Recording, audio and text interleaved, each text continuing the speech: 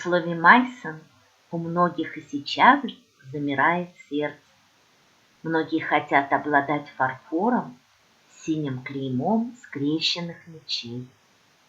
А представьте, что творилось в XIX веке. И этим пользовались многие начинающие и не только фарфоровые мануфактуры. И у многих очень успешно получалось подражать Майсону.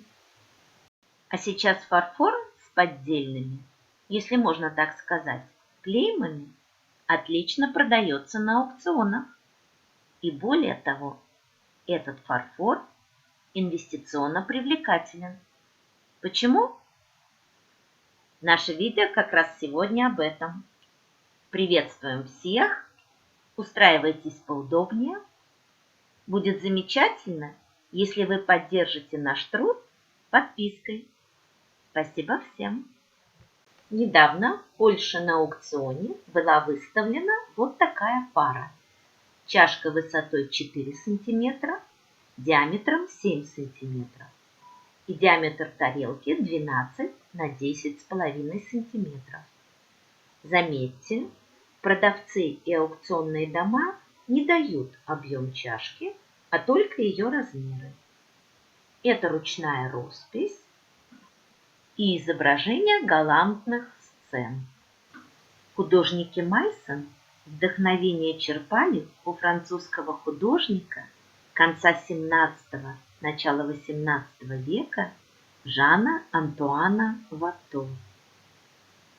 Живописец любви и отец рококо в живописи. Его галантные сцены с дамами и кавалерами на природе. Это фрагмент картины «Затруднительное положение». И еще один фрагмент. И его картина «Застенчивый любовник». Но вернемся к фарфоровой паре чашка и блюдце с дамой и кавалером. И посмотрим клеймо. Знакомо оно вам? Как будто синие перекрещенные мечи и буква «Т». Подобное клеймо мы видели на минажнице в комиссионном магазине «Комок» в Минске. Помните? Кто еще не видел это видео, ссылочку найдете в описании. И это, конечно же, подражание Майсон.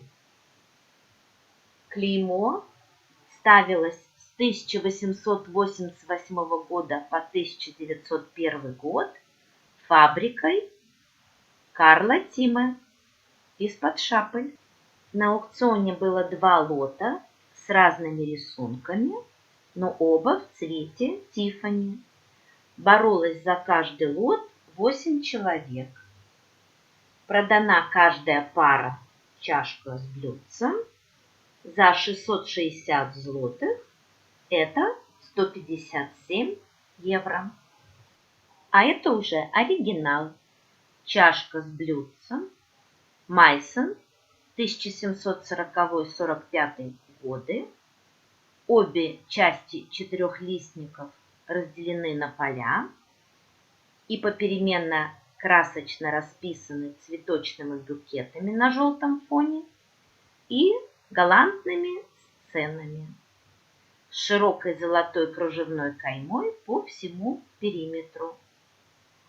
Подглазурный синий знак меча, провинанс, по данным аукционного дома, коллекция Арнхольда, Нью-Йорк.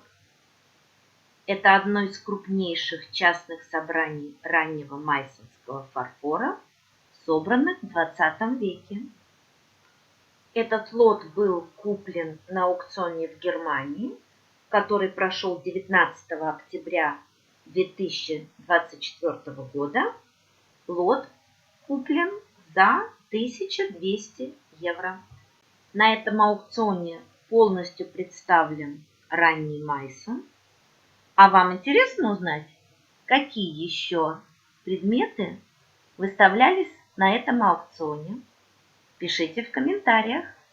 Как же по форме, стилю и рисунку Карл Тиме похож на Майсон.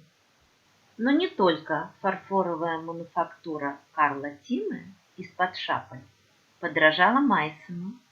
Есть еще одна фабрика, тоже из Саксонии, из Дрездена.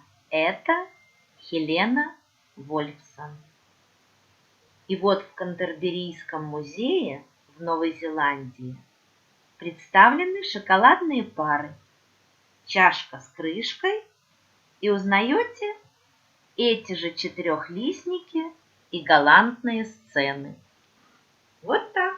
На этом аукционе, прошедшем в Польше, представлена пара от Хелены Вольфсон, чашка с двумя ручками, высотой 8,2 см, шириной 8 см на 6,6 см.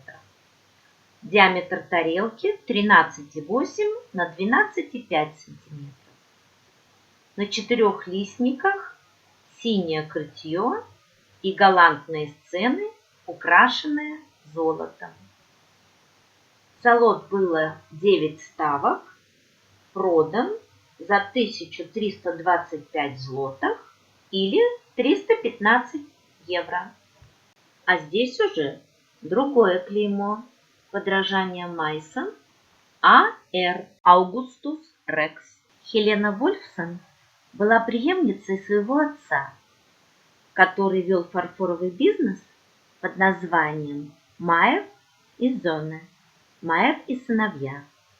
Она покупала белый фарфор в основном на Майсоне и украшала его, и вдохновлялась также картинами Вато.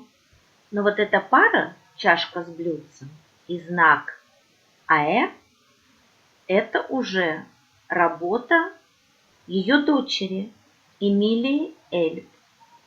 В 1878 году бизнес перешел к ней.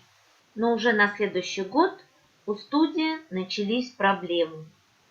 Именно из-за этого знака АР Майсонская фабрика подала на них в суд. Но вместо того, чтобы полностью прекратить использование этого знака, они крутили, вертели, немножко меняли знак, чтобы затруднить суду принятие решения. Но все же в 1881 году в Германии и в 1883 году в Англии, где у них был филиал, им пришлось прекратить использование этого клейма АР. И также суд назначил большую компенсацию, которую надо было выплатить фабрике Майсон. Плата была настолько высока, что это привело семью Эльб к банкротству, и Эмилия из-за этого заболела. Так что же это за таинственное клеймо АР? Аугустус Рекс. Монограмма Майсон АР была особым знаком, предназначалась для предметов, которые использовались при дворе курфюрста Августа Сильного, основателя Майсонской фабрики, а позднее правящего монарха Польши короля Августа II, а в дальнейшем и к изделиям, которые изготавливались для двора его сына Августа III, который стал его преемником в 1733 году. Все придворные изделия были отмечены монограммой АР, а иногда этот знак добавляли к подаркам, которые изготавливались для королевских гостей. Марка всегда наносилась вручную под глазурным методом, синим цветом, в самые первые дни существования Майсонской фабрики. В основном это фарфор с восточными мотивами в стиле шануазри. И, конечно же, сохранившиеся экземпляры очень редки и очень дороги. Их почти нет в открытом доступе. Большинство, если не все, из существующих экземпляров являются частью королевской или музейной коллекции. Хотя есть и вот такое. Представлена пара Вы, конечно, уже узнали стиль. Продается как Meissen Augustus Rex 1900 R. Это южноафриканский рент в пересчете 99 евро. Цена небольшая, но надо понимать, что это подделка. Только непонятно, продавец по незнанию или сознательно пишет, что это Meissen. И еще одна загадка для тех, кто досмотрел до конца. Пара, тарелка, все как и раньше, четырехлистник, галантные сцены, цветы, красивый цвет Тиффани, удивительная чашка на 3 львиных ножках и ручкой в виде змеи. Но на тарелке есть клеймо Meissen, а на чашке клеймо закрашено золотым цветочком. Почему? Какие ваши соображения? И, как вы думаете, за сколько эта пара, чашка с блюдцем, будет продана на аукционе в Польше? Пишите в комментариях. А ответ мы напишем через пару дней. Кто еще не подписан, подписывайтесь и встречаемся в комментариях. Пока! Спасибо за просмотр и за поддержку нашего канала.